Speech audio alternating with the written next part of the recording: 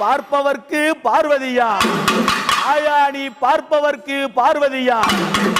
அம்மா உன்னை பகைத்து விட்டா நீ கொலகாரி காண்பவர்க்கோ காணமையில்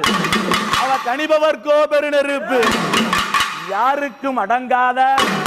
இந்த கானகத்து படிநெருப்பு மாசி ஒரு மாதத்தில அம்மா மாசி ஒரு மாதத்தில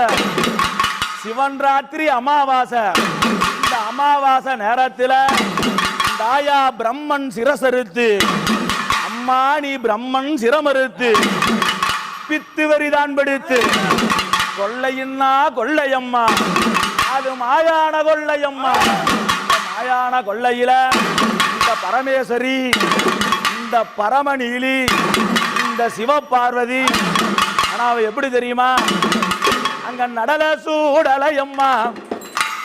நடல சூடலை